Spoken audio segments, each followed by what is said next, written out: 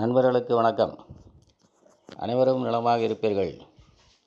திருநெல்வேலி ஜோதிடர் எஸ் மணியன் பேசுகின்றேன். எனது ஜோதிட ஆசானும் எனது தந்தையுமாகிய கோவில்பட்டி திரு கே சங்கரன்பிள்ளை அவர்களையும் ஜோதிட மாமேதை ஜோதிட கலையரசு ஐயா ஆதித்ய குருஜி அவர்களையும் வணங்கி, தர்ம கர்மாதிபதி யோகத்தில் தனுசு மகர இலக்கணக்காரர்களுக்கு தர்ம கர்மாதிபதிகள் எந்தெந்த இடங்களில் இருந்தால் என்னென்ன பலன்களை எப்படி யோகத்தை தருவார்கள் என்பதை பற்றி பார்ப்போம். தனுசு இலக்கணத்திற்கு சூரியனும் புதனும் தர்ம கர்மாதிபதிகளாக அமைவார்கள். இதில் 9 கூடிய சூரியன் லக்னாதிபதி குருவுக்கு நண்பராவார். 10 கூடிய புதனும் குருவும் தங்களுக்குள் நண்பர்கள் இல்லை. விதிவிலக்காக சூரியனும் புதனும் நண்பர்கள். அதிலும் புதனுக்கு சூரியன் முதன்மை நண்பர். எனவே தனுசுக்கு தர்ம கர்மாதிபதி யோகம் நன்றாகவே பலனளிக்கும். இதில் தர்மஸ்தானம் எனும் 9ஆம் இடம் தகப்பனாரை குறிக்கும் இடமாகும். சூரியன் தந்தைக்குரிய கிரகம். எனவே காரகோ பாவநாஸ்தி எனப்படும் காரகன் அதே வீட்டில் இருந்தால் அந்த பாவம் கெடும் என்ற விதிப்படி சூரியன் 9ஆம் வீட்டில் ஆட்சி பெற்றால் தந்தைக்கு ஆகாது. தர்ம கர்மாதிபதி புதனோ 10ஆம் வீட்டில் ஆட்சி உச்சம் பெற்றால் முழுமையான கேந்திராதிபத்திய தோஷத்தை அடைவார். அதுவும் நல்லதல்ல. எனவே இருவரும் 9, 10ஆம் இடங்களில் தனித்தனியே ஆட்சி பெறாமல் பரிவர்த்தனை பெறுவது நல்லது. இந்த அமைப்பில் சூரியனின் சிம்மராசி புதனுக்கு அதிநட்பு ஸ்தானம் என்பதால் புதன் சிம்மத்தில் இருந்தால் மிகவும் வலுப்பெறுவார். 10ஆம் இடமான கன்னியில் சூரியனும் திக்பலம் பெற்று பலமடைவார். எனவே சூரியனும் புதனும் பரிவர்த்தனை அடைந்து கிடைக்கும் தர்ம கர்மாதிபதி யோகமே தனுசுவிற்கு முதன்மையானது. மேலும் புதன் எப்போதுமே சூரியனுக்கு அருகில் இருப்பார் என்பதால் புதனுக்கு மட்டும் அஸ்தங்கத தோஷம் இல்லை என மூல நூல்கள் குறிப்பிடுகின்றன. எனவே புதன் சூரியனுடன் நெருங்கிய அஸ்தகம் பெற்றிருந்தாலும் தர்ம கர்மாதிபதி யோகம் தனுசுவிற்கு உண்டு. எனினும் புதன் சூரியனை விட்டு 14 டிகிரிக்கு மேல் விலகியிருப்பது யோகத்திற்கு வலிமை தரும்.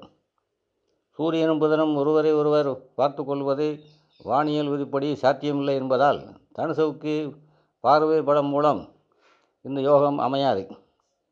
மேலும் புதன் தசையும் சூரிய தசையும் அருகருகே வருவது இல்லை என்பதால் இரண்டில் ஏதாவது ஒரு தசைதான் தர்ம கர்மாதி யோகத்தை செய்யும். புதன் தசை 17 வருடம், சூரிய தசை 6 வருடம் என்பதால் புதன் தசையிலேயே யோகம் மேலோங்கி நிற்பதுதான் நல்லது. இன்னுமொரு முக்கிய கருத்தாக சூரியன் புதன் சுக்கிரன் ஆகிய மூவரும் முக்கூட்டு கிரகங்கள் என்பதால் பெரும்பாலும் இவர்கள் சேர்ந்தே இருப்பார்கள். தனுசுக்கு கூடிய பாவி என்பதால் சுக்கிரனுடன் சூரியன் புதன் சேராமல் இருந்தால் சூரியன் புதனுடன் சுக்கிரன் இணைந்திருந்தால் தர்ம கர்மாதிபதி யோகம் கெடும். எந்த இடத்திலும் இவர்களுடன் சுக்கிரன் இணையக்கூடாது. லக்கணத்தில் தர்ம கர்மாதிபதியில் இணைவது சூரியனுக்கு வலு சேர்க்கும். அதோடு புதன் லக்கணத்தில் திக்பலம் பெறுவார் என்பதால் இருவரும் சுக்கிரனுடன் சேராமல் இங்கு இருப்பதே இருவரின் தசைக்கும் நல்லது. முழுமையான யோகம் லக்கணத்தில் சூரியனும் புதனும் இணைகள் ஜாதகருக்கு கிடைக்கும். 2, 3ஆம் இடங்களில் இவரது இணைவு புதனுக்கு வலிமை என்றாலும் சூரியனை தனது பகைவராக கருதும் சனியின் வீட்டில் சூரியன் வலிமையில் இருப்பார். 4ஆம் வீடான மேனத்தில் புதன் நீசமடைவார். சூரியனும் இங்கு திக்குபலத்தை இழப்பார். என்னதான் புதன் தனது சொந்த வீட்டை பார்த்தாலும் அவர் நீசம் பெற்று பார்ப்பது சரியான நிலை அல்ல. நீசபங்கம் அடைந்திருந்தால் ஓரளவு பரவாயில்லை. எனவே மேற்கண்ட இடங்களில் யோகம் பங்கமடையும். 5ஆம் இடமான மேஷத்தில் சூரியன் உச்சம் பெறுவார், புதன் சமம் பெறுவார். இந்த நிலை சிறப்பானது. இந்த அமைப்பில் யோகம் பூரண பலன் தரும். இங்கிருக்கும் சூரியனையும் புதனையும் லக்கணத்தில் திக்பலம் பெற்ற குரு பார்த்தாரேயானால் ஜாதகர் அசைக்க முடியாத சக்தியாவார்.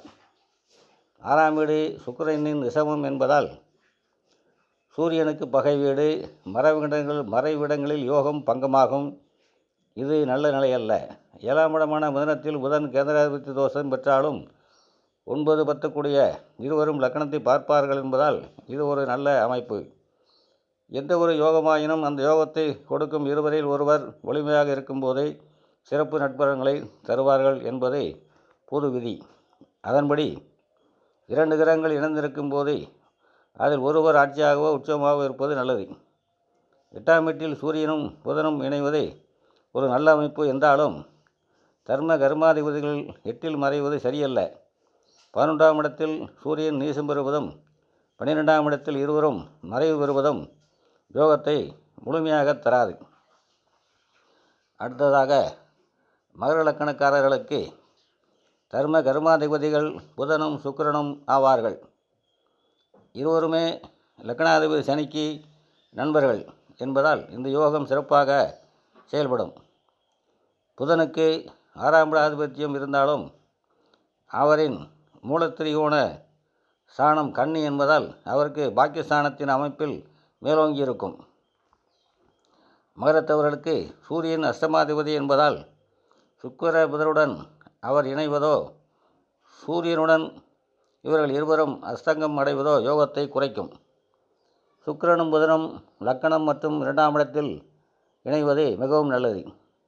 இந்த 2 இடங்களும் லக்னாதிபதி சனியின் வீடுகள் என்பதால் இருவரும் நட்பு நிலை பெறுவார்கள். இவ்விடங்களில் சனியும் இவர்களுடன் இணைந்திருப்பது யோகத்திற்கு வலுச்சேர்க்கும் அமைப்பு தான். 3ஆம் இடமான மீனத்தில் புதன் நீசம் அடைவார்.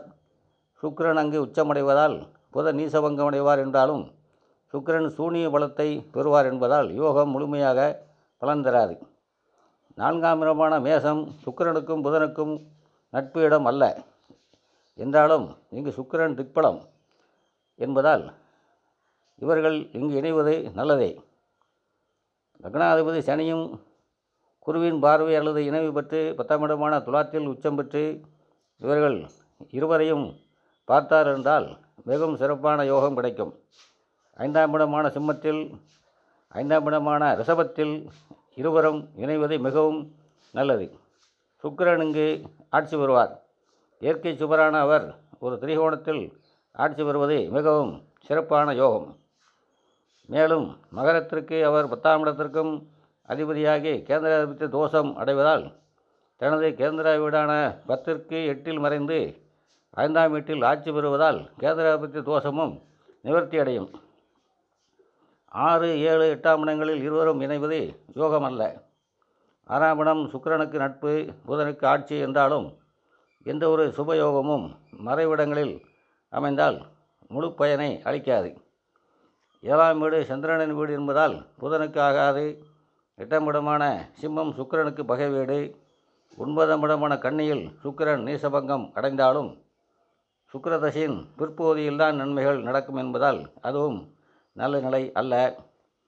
10ஆம் இடமான துலாமில் சுக்கிரன் புதனும் இணைவது சுக்கிரனுக்கு கேந்திராதிபத்திய தோஷத்தை கொடுத்தாலும் சுக்கிரன் இங்கே திக்பலத்தையும் இழப்பார். லக்னாதிபதி சனியும் இங்கே இணைந்து மூவரும் 8 டிகிரி இடைவெளியில் சேர்ந்திருந்தால் மட்டுமே தர்மகரம யோகம் பலனை தரும். 11, 12ஆம் இடங்களில் இருவரும் இணைவது சிறப்பானதல்ல. மகரத்தின் தர்ம கர்மாதிகளாக சுக்கிரனும் புதனும் அருகருகே பயணிப்பவர்கள் என்பதால் இருவரும் ஒருவர் பார்த்து கொள்வது என்பது சாத்தியமில்லை. எனவே பார்வை பலத்தினால் உண்டாகும் தர்ம கர்மாதிபதி யோகம் மகரத்திற்கும் கிடையாது. மகர லக்கணக்காரர்களுக்கு லக்கணாதிபதியாக சனியே 2ஆம் இடமான கும்பத்திற்கும் நாயகனாகி சனாதிபதியும் ஆவதால் சனி நல்ல இடங்களில் அமர்ந்து சூட்சும வலுப்பெற்று கேது 3ஆம் இடமான மீனத்திலோ 6ஆம் இடமான மிதுனத்திலோ 11ஆம் இடமான விருச்சிகத்திலோ சுகபலம் பெற்று இருப்பது நல்லது. இதுபோன்ற அமைப்பினால் சனி திசை 19 வருடங்களை அடுத்து புதன் 17, அதன்பின் கேது 7, நிறைவாக சுக்கிரன் தசை 20 வருடங்கள் என மொத்தம் 63 வருடங்கள் மகர இலக்கணக்காரர்கள் உன்னதமான வாழ்க்கை வாழும் அதிர்ஷ்டத்தை பெறுவார்கள். மகரம் சரலக்கணம் என்பதாலும் இந்த யோகங்கள் முழுமையாக கிடைக்கும் என்பதில் ஐயமில்லை. இத்துடன் இந்த பதிவை நிறைவு செய்கின்றேன். மீண்டும் அடுத்த பதிவில் சந்திப்போம். அனைவரும் நலமாக இருப்பீர்கள்.